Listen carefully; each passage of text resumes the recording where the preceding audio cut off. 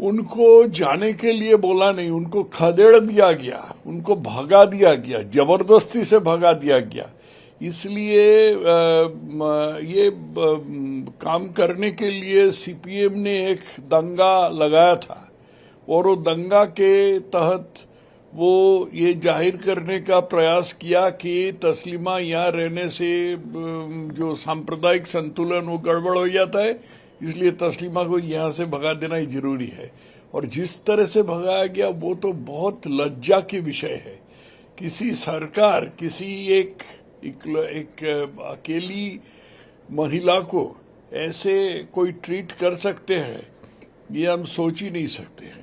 वो तो स्वाभाविक है, क्योंकि ये जो पहली जो तृणमूल के गवर्नमेंट थे, विशेषतः ममता, वो तो सीपीएम के मेधावी छात्री थी। सीपीएम जो करता था वो ये लाइन बाय लाइन फॉलो करती थी। तो ये तो स्वाभाविक है कि वो सीपीएम जो किया था, सीपीएम ने उसको जैसे खदेड़ दिया, उनको ये ममता आने नहीं देगी। और ममता इतना लज्जाहीन ढंग से मुसलमान वोटों के लिए ये माने जवान निकल करके ये करती थी, तो ये स्वाभाविक है कि वो आने नहीं देगी।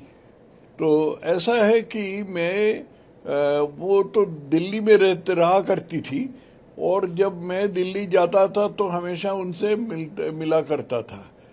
और जो उनका जो एड्रेस है वो एड्रेस गोपन था, सीक्रेट था, और सिर्फ मेरे पास था, मैं किसी को बताया नहीं। और जो एड्रेस जहाँ पर रहती थी वहाँ पर उनका सिक्योरिटी भी तैनात किया गया था। तो अभी यहाँ भी सिक्योरिटी जरूरी है। और यहाँ तो वामपंथी लोग जो ऐसे ही इस्लामी वोट के पीछे दौड़ती है, ऐसे कहते हैं, वामपंथी लोग कहते हैं कि हम नास्तिक हैं, हम किसी धर्म पर विश्वास नहीं रखते हैं, लेकिन मुसलमान वोटों के लिए इनको एकदम जवान निकाल करके दौड़ते हैं।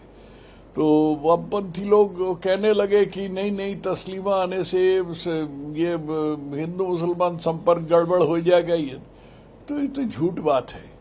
हिंदू मुसलमान संपर्क कोई अच्छा नहीं है, ये हम जानते हैं। अगर अच्छा होता तो पार्टीशन क्यों होता? अगर अच्छा होता तो 1946 का 16 अगस्त ऐसे ये क्यों होता? दंगा फसाद क्यों होता? ग्रेट कलकत्ता किलिंग्स क्यों होता? ये सब गलत बात है। वो ये जो सरकार जो है, पहले सीपीएम सरकार और बाद में तृणमूल सरकार, इनका बस इतना ही चिंता था कि वो यहाँ आई तो मुसलमान वोट बिगाड़ सकती है, तो इसलिए आने नहीं दिया। इसलिए वो सोचा होगा कि वो नहीं आने से हमें क्या जाता, लेकिन आने से मुसलमान वोट बिगाड़ जाएगा तो गड़बड़ होगा, इसलिए आने नहीं दिया।